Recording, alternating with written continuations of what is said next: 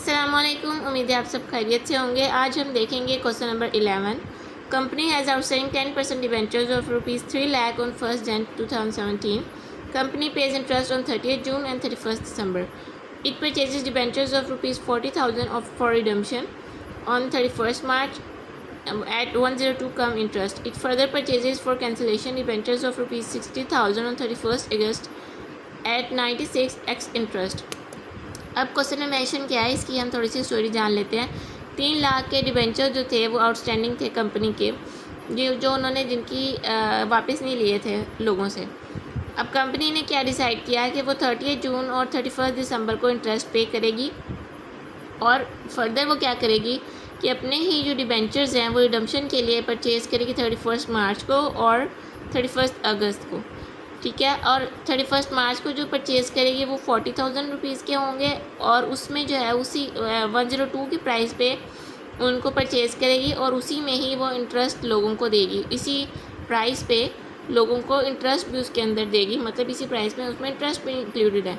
लेकिन जब 31 अगस्त पे जब वो 60,000 डिबेंचर जो है वो परचेज़ करेगी कैंसिलेशन के लिए, तब जो है वो 96 रुपीज़ पे परचेज़ करेगी कंपनी, लेकिन उसमें इंटरेस्ट शामिल नहीं होगा। इंटरेस्ट जो है वो अलहदा से पे करेगी लोगों को, जो उन्होंने डिसाइड किया होता है। डिबेंचर्स जब उनको वापस करते हैं रिडम्पशन के टाइम उनको पे करेंगे, वो अलहदा से पे करेगी, 96 वाली प्राइस में जो है वो इंक्लूडेड नहीं होगा।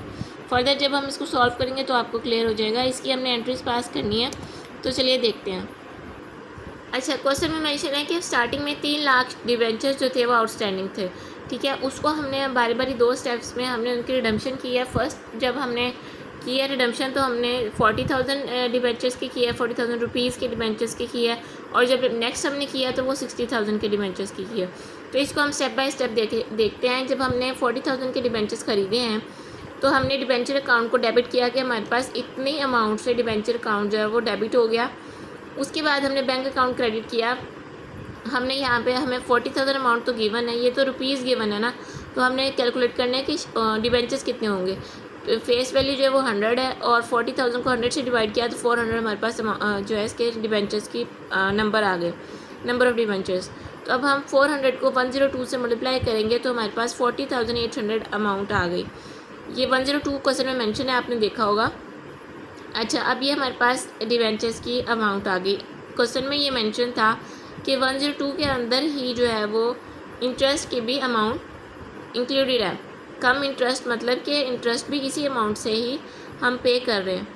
तो अब इंटरेस्ट कितना बनता है वो कैलकुलेट कर लेते हैं। 10% डिबेंचर्स थे तो 10% को 40,000 से मल्टीप्लाई किया, और हमने 3 मंथ्स में 31 मार्च को इसकी पेमेंट कर रहे हैं तो 3 मंथ्स का कैलकुलेट करेंगे। हमारे पास 1000 जो है वो इंटरेस्ट की अमाउंट आ जाएगी, और ये 1000 जो हमने कैलकुलेट किया ये हमारा डेबिट एक्सपेंस है, इसको हम यहाँ पे डेबिट करेंगे, लेकिन इसकी पेमेंट जो है बैंक अकाउंट में इसके अंदर इंक्लूडेड है, तो इसको हम इसलिए यहाँ पे सेपरेटली मेंशन नहीं करेंगे। अच्छा, यहाँ पे मैं एक और पॉइंट क्लियर कर दूँ। हम क्या कर रहे हैं कि हम 3 लाख के जो डिबेंचर्स थे उसमें से बारी बारी करके डिबेंचर जो है मार्केट से ख़रीद रहे हैं, खुद रिडम्पशन कर रहे हैं। तो जब हम रिडम्पशन कर रहे हैं तो हमने ये डिसाइड किया था कि आपको डिबेंचर जब हम आपसे वापस लेंगे आपको हम इंटरेस्ट पे करेंगे, लोगों को ये हमने कहा था। तो जब हम अब रिडम्पशन कर रहे हैं तो जो इंटरेस्ट पे कर रहे हैं वो लोगों को उस अमाउंट के ऊपर पे कर रहे हैं, उतने ड्यूरेशन का जितने ड्यूरेशन उनके पास डिबेंचर रहे हैं। ठीक है, 3 महीने उनके पास डिबेंचर रहे हैं तो 3 महीने का हम उनको इंटरेस्ट पे कर रहे हैं, और ये इंटरेस्ट की अमाउंट जो थी यहाँ पे इसके अंदर ही इंक्लूडेड थी। ठीक है, और उसके बाद जब हमने देखा कि यहाँ पे हमारे पास जो थी टोटल अमाउंट 40,000 और 41,000 बनती है, लेकिन यहाँ पे 40,800 है, 200 जो है हमारे इसका 200 का बेनिफिट हुआ, ये बैलेंसिंग फिगर है हमारे पास। तो ये हम इसको profit as a profit mention करेंगे। नेक्स्ट 30 जून को हमने इंटरेस्ट पे किया, interest on debenture account debit और बैंक अकाउंट क्रेडिट। यहाँ पे भी 10% इंटरेस्ट हमने कैलकुलेट किया, लेकिन अमाउंट यहाँ पे डिफर है। वो कैसे? 3 लाख के डिबेंचर्स थे ना, 3 लाख की प्राइस के डिबेंचर्स थे, उसमें से 40,000 तो हम यहाँ पे कर चुके हैं ना रिडम्पशन, तो बाकी हमारे पास 2,60,000 बचते हैं। ठीक है, यह मैंने कैलकुलेशन यहाँ लिखी हुई है, 2,60,000 बनते हैं, उसके ऊपर अब हम इंटरेस्ट पे करेंगे। अब हमने क्योंकि यहाँ पे 1 जन से 30 जून तक हमारे पास 6 मंथ बनते हैं, तो हमने 6/12 मल्टीप्लाई किया। अब यहाँ से आपने 31 मार्च तक से जून तक का ड्यूरेशन कैलकुलेट नहीं करना। वो क्यों क्योंकि हमने जो रिडम्पशन किए हैं वो तो हमने ऑलरेडी माइनस कर दिए हैं ना इसमें से, बाकी तो वही वाले डिबेंचर्स हैं जो हमारे पास रिमेनिंग है, तो इनके ऊपर तो हमने इंटरेस्ट पे नहीं किया अभी तक, तो ये हम इनके ऊपर इंटरेस्ट 1 जनवरी से ही कैलकुलेट करेंगे। Hope you understand my point. उसके बाद यहाँ पे हमने कैलकुलेशन करने के बाद 13,000 अमाउंट हमारे पास इंटरेस्ट की आ गई जो हमने पेमेंट कर दी। नेक्स्ट 31 अगस्त को फिर से हमने रिडम्पशन के लिए परचेज़ किए हैं डिबेंचर्स। यहाँ पे हमारे पास 60,000 अमाउंट मेंशन थी, 60,000 को हमने 100 फेस वैल्यू से मल्टीप्लाई किया तो 600 डिबेंचर्स हमारे पास इसकी नंबर ऑफ़ डिबेंचर्स आ गए। 10% डिबेंचर अकाउंट हम 60,000 से डेबिट कर देंगे कि 60,000 से हमारा डिबेंचर अकाउंट डेबिट हो गया है और इतनी लायबिलिटी हमारी ख़त्म हो गई है। इसके बाद बैंक अकाउंट हम यहाँ पे क्रेडिट करेंगे। इसमें जो है वो हमारे पास यहाँ पे इंटरेस्ट की अमाउंट मेंशन नहीं थी, इंक्लूडेड नहीं थी, तो यहाँ पे हम सेपरेट से इंटरेस्ट की अमाउंट इस पर इंक्लूड करेंगे पेमेंट करते हुए। इंटरेस्ट की अमाउंट कैलकुलेट कर लेते हैं।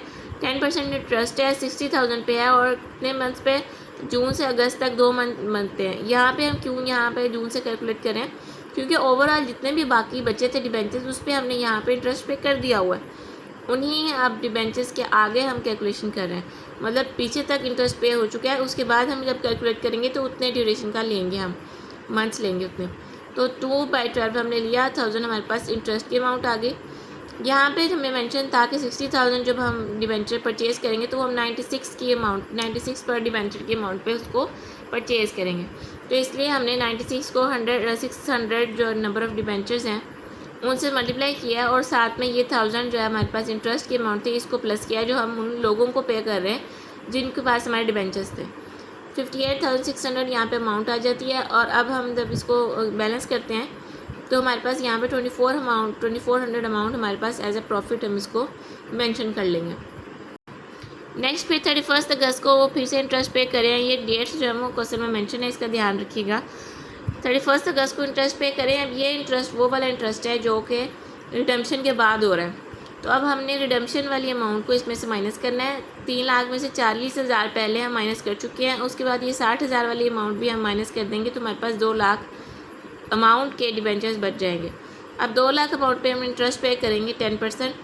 और अब हम यहाँ से कैलकुलेट करेंगे जून से लेकर अगस्त तक का ड्यूरेशन। क्यों?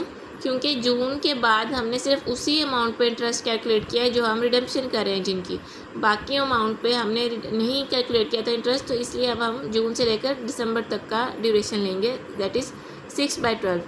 ठीक है, 10,000 हमारे पास अमाउंट आ गई। अब हमने जो है वो क्लोजिंग करनी है, तो अकाउंट क्लोज करते हुए हमने प्रॉफिट एंड लॉस अकाउंट में हम आपको पता है कि हम शिफ्ट करते हैं, ट्रांसफ़र कर देते हैं एक्सपेंसेस को। तो इंटरेस्ट का जो एक्सपेंस था हमने उसको ट्रांसफ़र किया। कितने था हमारे पास, जब हम ऊपर से कैलकुलेट करते आ रहे हैं तो हमारे पास पहले 1000 था 31 मार्च को, उसके बाद 38 जून को था, फिर 1000 हमारे पास 31 अगस्त में था, और अब जो हमने रिसेंटली कैलकुलेट किया 10,000, इन सबको प्लस करके 25,000 अमाउंट हमारे पास बच जाती है। इसके बाद लास्ट एंट्री हमारे पास रह जाती है जो हमारे पास प्रॉफिट कैलकुलेट किया था। 2 जगह पे हमारे पास प्रॉफिट आया है, उसको भी हम ट्रांसफ़र कर देंगे प्रॉफिट एंड लॉस अकाउंट में। जो मतलब उसमें जो हमारे पास जहाँ पे हम प्रॉफिट को रिज़र्व के तौर पे रखते हैं उसमें हम ट्रांसफ़र कर देंगे।